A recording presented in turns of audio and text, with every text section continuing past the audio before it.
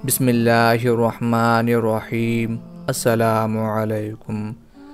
حضرت ام سلمہ رضی اللہ تعالی عنہ بیان کرتی ہیں، ایک مرتبہ حضور نبی کریم صلی اللہ علیہ وآلہ وسلم ایک صحرا میں سے گزر رہے تھے۔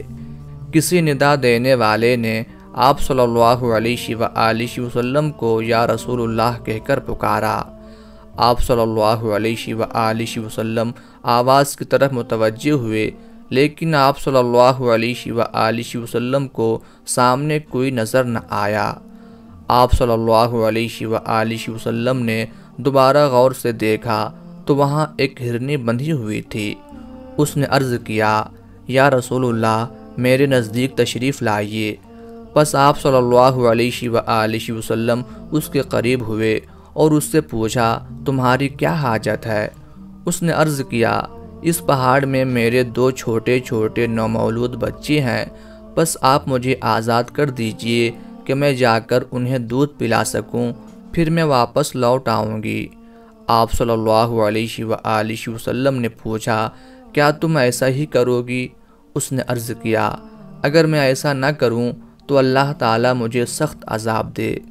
پس آپ صلی اللہ علیہ وآلہ وسلم نے اسے آزاد کر دیا۔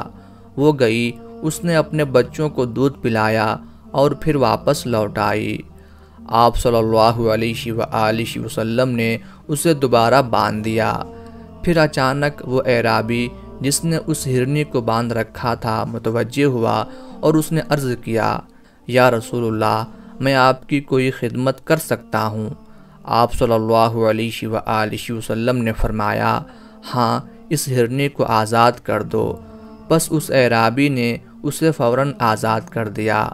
وہ وہاں سے دوڑتی ہوئی نکلی اور وہ یہ کہتی جا رہی تھی، میں گواہی دیتی ہوں کہ اللہ کے سوا کوئی عبادت کے لائق نہیں، اور آپ صلی اللہ علیہ وآلہ وسلم اللہ تعالیٰ کے رسول ہیں۔ حضرت جابر بن عبداللہ رضی اللہ تعالی عنہ روایت کرتے ہیں، ہم حضور نبی اکرم صلی اللہ علیہ وآلہ وسلم کے ساتھ ایک سفر سے واپس آئے۔ راستے میں ہم بنو نجار کے ایک باغ میں پہنچے تو ہمیں معلوم ہوا کہ باغ میں ایک سرکش اونٹ ہے جو باغ میں کسی کو داخل نہیں ہونے دیتا، اور جو باغ میں داخل ہونا چاہے اس پر حملہ کر دیتا ہے۔ حضرت جابر رضی اللہ تعالی عنہ بیان کرتے ہیں کہ لوگوں نے اس بات کا ذکر حضور نبی اکرم صلی اللہ علیہ وآلہ وسلم سے کیا۔ آپ صلی اللہ علیہ وآلہ وسلم تشریف لائے اور باغ میں داخل ہو گئے۔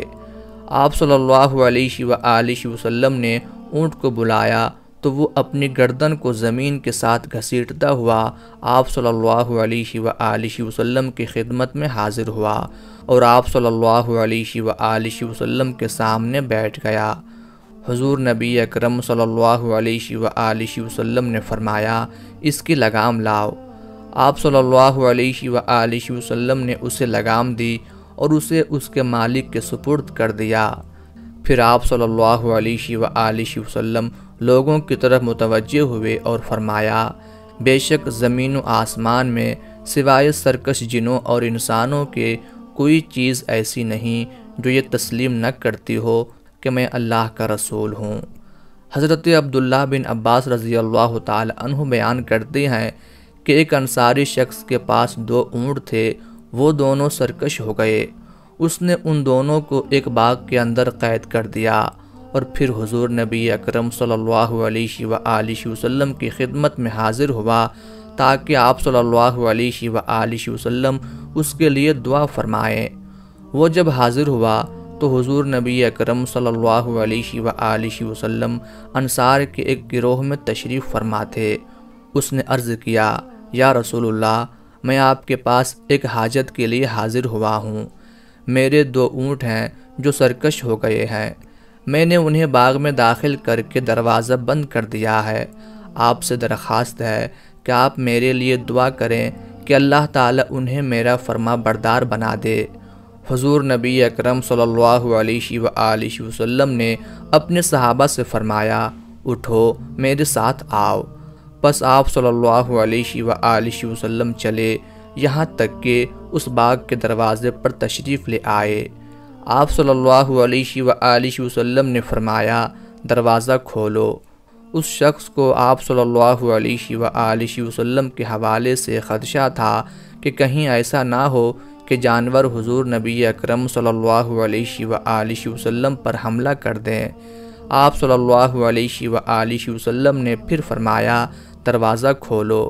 اس نے دروازہ کھول دیا۔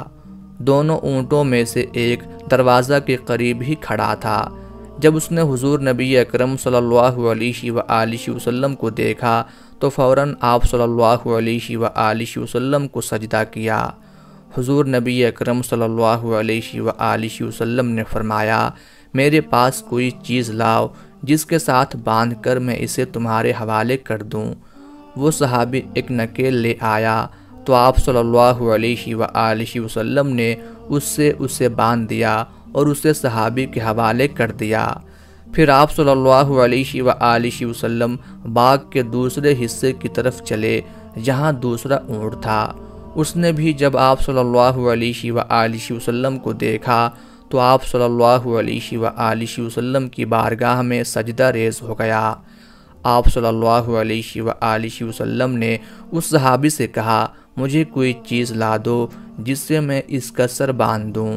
پھر آپ صلی اللہ علیہ وآلہ وسلم نے اس کا سر باندھ کر اسے صحابی کے حوالے کر دیا اور فرمایا جاؤ اب یہ تمہاری نافرمانی نہیں کریں گے۔ جب صحابہ کرام نے یہ سارا واقعہ دیکھا تو عرض گزار ہوئے یا رسول اللہ یہ اونٹ جو کہ بے عقل ہیں آپ کو سجدہ کرتے ہیں تو کیا ہم بھی آپ کو سجدہ نہ کریں؟ آپ صلی اللہ علیہ وآلہ وسلم نے فرمایا میں کسی انسان کو یہ حکم نہیں دیتا کہ وہ کسی دوسرے انسان کو سجدہ کرے۔ اگر میں کسی انسان کو سجدہ کرنے کا حکم دیتا تو میں ضرور عورت کو حکم دیتا کہ وہ اپنے شوہر کو سجدہ کرے۔ حضرت عبداللہ بن عباس رضی اللہ تعالی عنہ بیان کرتے ہیں کہ حضور نبی اکرم صلی اللہ علیہ وآلہ وسلم جب قضائے حاجت کا ارادہ فرماتے تو آبادی سے دور تشریف لے جاتے۔ آپ صلی اللہ علیہ وآلہ وسلم ایک دن قضائے حاجت کے لیے تشریف لے گئے، پھر وضو فرمایا اور اپنے دو موزوں میں سے ایک موزہ پہنا کہ اچانک ایک سبز پرندہ آیا اور آپ صلی اللہ علیہ وآلہ وسلم کا دوسرا موزہ لے اڑا، پھر اسے نیچے پھینکا تو اس میں سے ایک سیاہ سانپ نکلا۔